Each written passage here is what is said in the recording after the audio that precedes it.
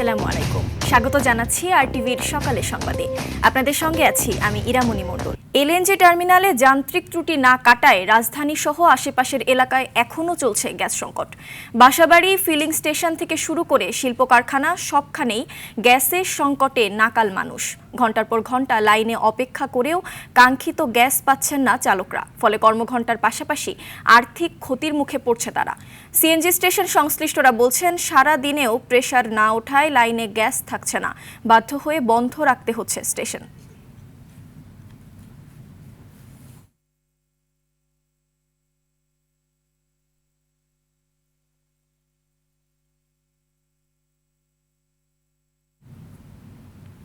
দর্শক, গ্যাস সংকটের বিষয়ে জানাতে রাজধানীর তেজগাঁও এলাকা থেকে যোগ দিচ্ছেন সহকর্মী সাকিবুর রহমান।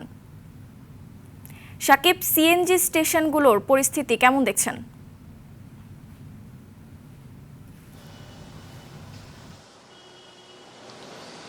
এরা আসলে সিএনজি স্টেশনগুলো আজকের পরিস্থিতি একটু ভিন্ন রকম লাগছে, কারণ এই স্টেশনে আমরা গত কয়েকদিন লাইভ দিয়েছি, সংবাদ সংগ্রহ করেছি। যতটা লাইন দেখেছিলাম আজকে তার থেকে লাইনটা কিছুটা কম দেখা যাচ্ছে, গাড়ির সারি অনেকটাই কম।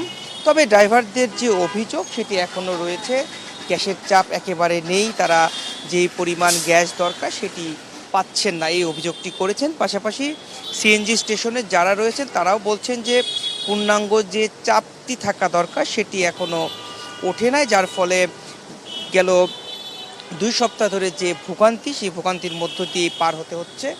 বিশেষ করে সিএনজি চালিত অটো রিক্সা চালক যারা রয়েছেন তাদের ভোগান্তিটা একটু বেশি, বা যারা ভাড়ায় গাড়ি চালান তাদের আয় রোজগারে আসলে ভাটা পড়েছে, যেহেতু ঘন্টার পর ঘন্টা অপেক্ষা করতে হচ্ছে, অপেক্ষা করার পর গ্যাস নিতে হচ্ছে এবং পর্যাপ্ত গ্যাস না পাওয়ার কারণে তারা কিন্তু ঠিক মতো তাদের যে সিএনজি চালিত অটোরিক্সা সেটি চালাতে পারছেন না।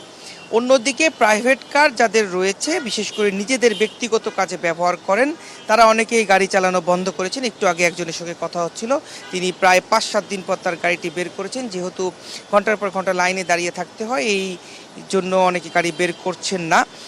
অন্যদিকে বাসাবাড়ির অবস্থাও কিন্তু একই রকম, প্রতিটি বাড়িতে, মানুষের রান্নাবাড়িতে অনেক ধরনের সমস্যার সম্মুখীন হতে হচ্ছে।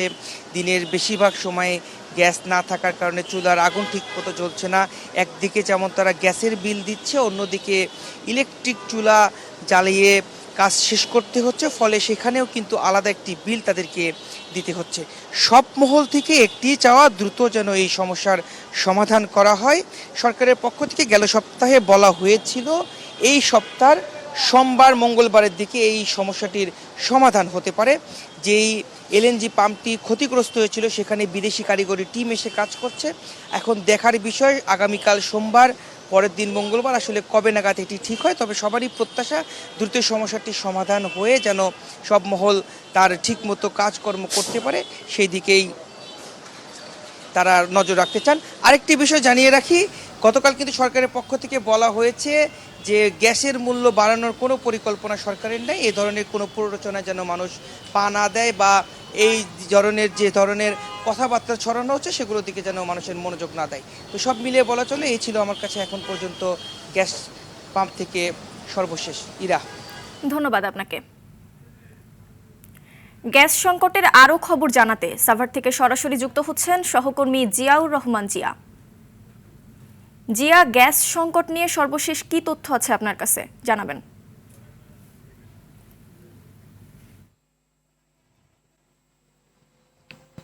এরামনি, আপনি এই মুহূর্তে আছে সাভারের উলাইলে স্ট্যান্ডে। এই স্ট্যান্ডের আশেপাশে অন্তত 15টি ফ্যাক্টরি রয়েছে যেগুলো উৎপাদনমুখী শিল্প প্রতিষ্ঠান, এবং এখানে যেটি হয়েছে যে এখানকার প্রত্যেকটি ফ্যাক্টরিতে একই সমস্যা, গ্যাস সংকটের কারণে। কারণ তাদের গ্যাস সংকটের কারণে তাদের যে উৎপাদন সেটি ব্যাহত হচ্ছে। তারা যেটি বলছেন যে গ্যাসের সংকটের কারণে তারা পাশাপাশি আপনি যে জেনারেটর ব্যবস্থা রেখেছেন, তারপরও যে আপনার গ্যাস সংকটের কারণে তাদের উৎপাদন ব্যাহত হচ্ছে এবং তারা ঠিকমতো শিপমেন্ট নিয়ে তারা শঙ্কায় পড়েছেন। তারা যেটি বলছেন যে অতি দ্রুত যদি গ্যাসের সমস্যা না হয় তাহলে হয়তো তাদের ফ্যাক্টরিগুলো বন্ধ করে দিতে হবে, এই ধরনের একটি অবস্থায় তারা আছেন। এবং আমরা যেটি দেখেছি যে শুধু যে এখানকার শিল্প প্রতিষ্ঠানগুলো তা কিন্তু নয়, এখানকার সিএনজি স্টেশনগুলোর যে অবস্থা, দীর্ঘ লাইন, সারাদিন ব্যাপী লাইনে জর্জরিত। কারণ লাইনে গ্যাস না থাকায় সিএনজি স্টেশনগুলোতে প্রেশার কম থাকায় তারা যে সিএনজি স্টেশনগুলোকে ঠিক মতো যে প্রাইভেট কার এবং অন্যান্য যেসব গাড়িগুলো আছে সেগুলোতে গ্যাস দিতে পারছে না। সে কারণে এখানকার যে পরিবহনগুলো সেগুলোরও গ্যাস সংকটে তীব্র ভোগান্তি দেখেছে। পাশাপাশি আমি যদি বলি আবাসিক বাসাবাড়ির যে সেখানেও গ্যাস না থাকায় সেখানেও তারা ভোগান্তিতে পড়ছেন। সাধারণ মানুষ এবং নিম্নআয়ের মানুষগুলো সবচেয়ে বেশি ভোগান্তিতে পড়ছেন, কারণ এখানকার যে গ্যাস না থাকায় তাদেরকে সিলিন্ডার কিনতে হচ্ছে, পাশাপাশি লাকড়ির চুলা ব্যবহার করতে হচ্ছে। বিশেষ করে সবচেয়ে বেশি ভোগান্তিতে পড়েছেন গার্মেন্টস শ্রমিকরা, কারণ সারাদিন কাজ করে এসে পরে লাকড়ির চুলা দিয়ে রান্না করা তাদের পক্ষে কষ্টসাধ্য হয়ে যাচ্ছে।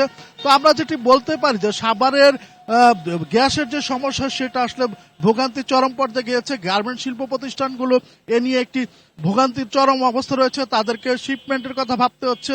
সে কারণে তারা বিভিন্ন ধরনের ব্যবস্থা নিলেও কর্মদিবস কমিয়ে আনা, গার্মেন্টস কিছু কর্মবিরতি দেওয়া বা এই ধরনের উদ্যোগ নেওয়ার পরেও তাদের আসলে ভোগান্তি কমছে না। আমরা ফ্যাক্টরির ভিতরে প্রবেশ করতে চেয়েছিলাম, তারা যেটি বলছে যে গ্যাস সংকট, এই সংকটের ছবি যদি মিডিয়াতে প্রকাশ পায় বা আপনারা যদি আমাদের ফ্যাক্টরির ছবিগুলো দেখান তাহলে বাইরের কাছ থেকে আসলে আমাদেরকে কথা শুনতে হয়, তারা এটা নিয়ে আমাদেরকে প্রেশার দেয়। কারণ তারা চিন্তা করে আমাদের ফ্যাক্টরিগুলোতে ঠিকমতো কাজ হচ্ছে কিনা তা নিয়েও তারা সংকট। তো সব মিলে আমরা বলতে পারি যে গ্যাস সংকটের কারণে ভোগান্তি রয়েছে শিল্প প্রতিষ্ঠান, ভোগান্তি রয়েছে সিএনজি স্টেশন পাম্প এবং বাসাবাড়ি। মীরা, ধন্যবাদ আপনাকে। মোবাইল ফোনের স্ক্রিন ভাসছে অনলাইন জুয়ার বিজ্ঞাপনে, সেগুলোর অনেকগুলোতেই আবার দেখা মিলছে সেলিব্রিটিদের। ট্রু কলার সহ বিভিন্ন অ্যাপসের পাশাপাশি নিষিদ্ধ সাইটগুলোতেই চলছে এসব রমরমা বিজ্ঞাপন। এ পর্যন্ত প্রায় 450 সাইট বন্ধ করা হলেও দমানো যাচ্ছে না এসব। এআর বাদলের রিপোর্ট।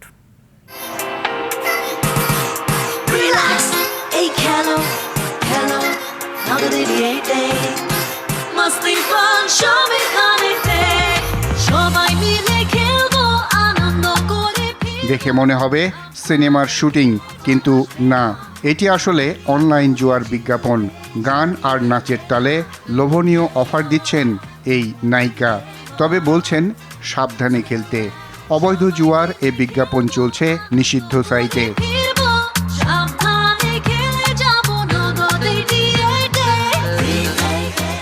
সেলিব্রিটিদের ব্যবহার করে এমন অসংখ্য কন্টেন্ট প্রতিদিন নানাভাবে দৃষ্টি কাটছে স্মার্টফোন ব্যবহারকারীদের।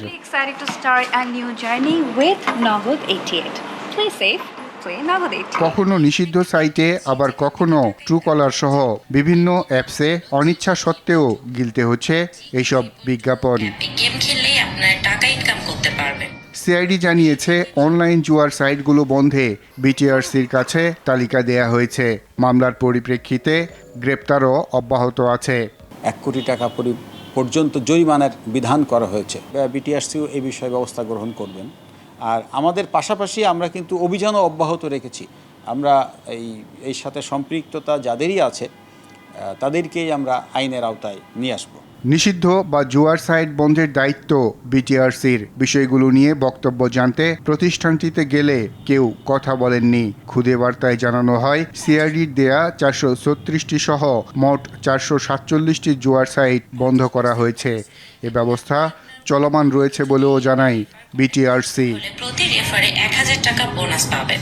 অপরাধ বিশেষজ্ঞের মতে এ ধরনের অপরাধ দমনে আইন শৃঙ্খলা রক্ষাকারী বাহিনী ও সংশ্লিষ্ট কর্তৃপক্ষকে আরও বেশি দক্ষ হতে হবে। তারা জানে যে কিভাবে ক্লায়েন্টকে আকৃষ্ট করতে হয়, কোন মাধ্যমে যোগাযোগ করলে তার অবস্থান শনাক্ত করা আইন শৃঙ্খলা বাহিনীর জন্য কঠিন হয়ে পড়ে।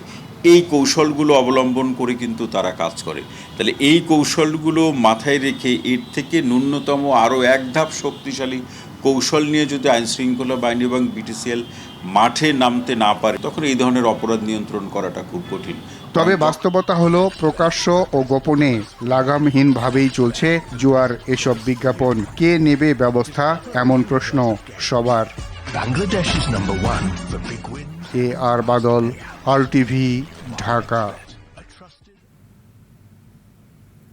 অবহেলা উদাসীনতায় ভেঙে পড়ছে বিভিন্ন জেলার ইউনিয়ন স্বাস্থ্যকেন্দ্রের সেবা কার্যক্রম। নিয়মিত তদারকির অভাবে নোয়াখালীর সেনবাগ উপজেলার ডমুরুয়া ইউনিয়ন স্বাস্থ্যকেন্দ্রটি পরিণত হয়েছে পরিত্যক্ত স্থাপনায়। একই পরিণতি বগুড়ার শেরপুরের বিশালপুর স্বাস্থ্যকেন্দ্রের। এদিকে পঞ্চগড়ের ভজনপুর ইউনিয়ন উপস্বাস্থ্যকেন্দ্রটি নানা সংকটে জর্জরিত হয়ে বন্ধ হবার দ্বারপ্রান্তে রয়েছে। এজন্য তৃণমূল পর্যায়ে চরম দুর্ভোগে বাসিন্দারা। প্রতিনিধিদের পাঠানো তথ্যচিত্রে আরও জানাচ্ছেন আব্দুল হামিদ। একসময় ডাক্তার আর রোগীদের কোলাহলে মুখর থাকতো নোয়াখালীর সেনবাগ উপজেলার ডুমুরা ইউনিয়নের এই স্বাস্থ্যকেন্দ্র। তবে ডাক্তার, লোকবল আর ঊর্ধ্বতন মহলের নজরদারির অভাবে দীর্ঘদিন ধরে বন্ধ রয়েছে এর সেবা কার্যক্রম। পুরনো হয় খসে পড়ছে ভবনের পলেস্তারা, আগাছা জন্মে আশপাশ পরিণত হয়েছে জঙ্গলে। প্রায় 50,000 লোকের জন্য স্থাপিত এই স্বাস্থ্যকেন্দ্রটির এমন করুণ পরিণতিতে চরম ভোগান্তিতে পড়েছেন বাসিন্দারা। আমাদের এখানে প্রতিদিন নহলে 40 থেকে 50 জন রোগী আসতো, এখন ওই রোগীগুলো চিকিৎসা থেকে বঞ্চিত। এটা কোনো সংস্কার করি ডাক্তার অথবা ভিজিটার দেওয়া হয়, তাহলে এই দেশের জনগণের উপকার হবে। একই অবস্থা বগুড়ার শেরপুরের বিশালপুর ইউনিয়ন স্বাস্থ্যকেন্দ্রের। প্রায় 1 যুগ ধরে বন্ধ রয়েছে এখানকার চিকিৎসা সেবা। পরিত্যক্ত হয়ে পড়েছে 3টি স্থাপনা। লোকবল সংকটে চালু হচ্ছে না নতুন ভবন। কোনো ডাক্তারই আসে না বাবা, আগে মহিলা ডাক্তার আছে, তারা সাথে কোথাও খাওয়া যায় না, ওষুধও দেয়। এখানে আমাদের যদি আমরা ওষুধ পাইতাম তাহলে খুব সুবিধা হতো আর কি। দ্রুত স্বাস্থ্যকেন্দ্রটি চালু করার আশ্বাস দিচ্ছেন উপজেলা নির্বাহী এবং স্বাস্থ্য কর্মকর্তা। কিন্তু এগুলো শুধু ভবন হস্তে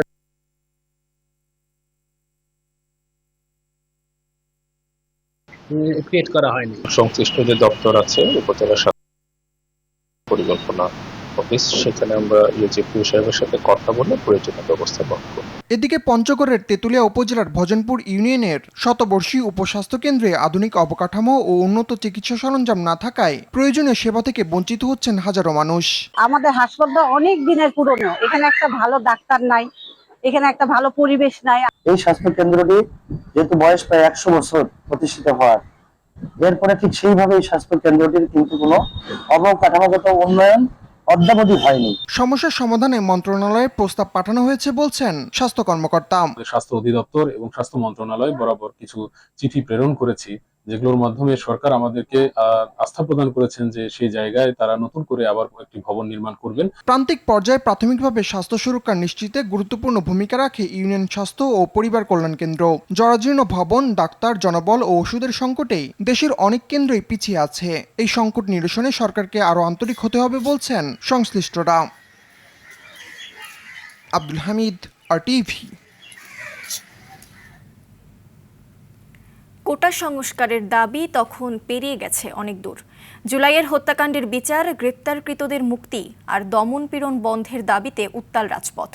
2024 সালের 2 আগস্ট জুমার নামাজের পর রাজধানী সহ দেশের বিভিন্ন স্থানে রাজপথে নামে শিক্ষার্থী সহ নানা শ্রেণী পেশার মানুষ। পরদিনের এক দফা দাবির ভিত তৈরি হয় এদিন। বিস্তারিত জানাচ্ছেন আব্দুর রহিম। জুমার নামাজের পর রাজধানীর বিভিন্ন সড়কে জড়ো হতে থাকেন আন্দোলনকারীরা। বাইতুল মোকাররম থেকে শাহবাগে নামে মিছিলের স্রোত। শুধু শিক্ষার্থী নয়, তাদের সঙ্গে যোগ দেন শিক্ষক, অভিভাবক, আইনজীবী, চিকিৎসক, সাংস্কৃতিক কর্মী সহ বিভিন্ন শ্রেণী পেশার মানুষ।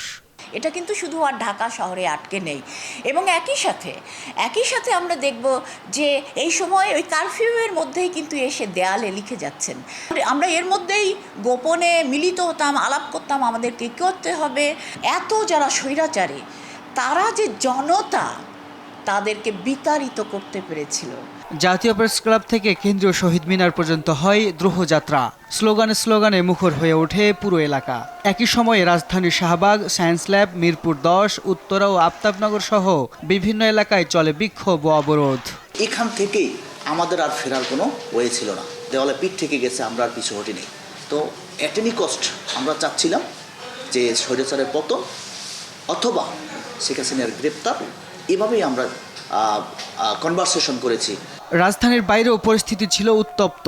রাজশাহী, রংপুর, চট্টগ্রাম, সিলেট, খুলনা সহ বিভিন্ন জেলায় আন্দোলনকারীদের সঙ্গে আইন শৃঙ্খলা বাহিনী ও সরকারের সমর্থকদের সংঘর্ষের খবর আসে। দিন গড়ানোর সঙ্গে সঙ্গে স্পষ্ট হতে থাকে আন্দোলনের নতুন গতিপথ। কোটা সংস্কারের দাবির সঙ্গে যুক্ত হয় হত্যাকাণ্ডের বিচার, গ্রেপ্তারদের মুক্তি ও স্বৈরাচার সরকারের পদত্যাগ। বিকেলে পরদিন ৩ আগস্ট সারা দেশে বিক্ষোভ মিছিল এবং ৪ আগস্ট থেকে অনির্দিষ্টকালের জন্য সর্বাত্মক অসহযোগ আন্দোলনের ডাক দেন আন্দোলনকারীরা। আব্দুর রহিম, RTV, ঢাকা। সকালের সংবাদ এ পর্যন্তই। মধ্যাহ্নের সংবাদ দুপুর ১২টায় দেখার আমন্ত্রণ রইল। ধন্যবাদ সবাইকে।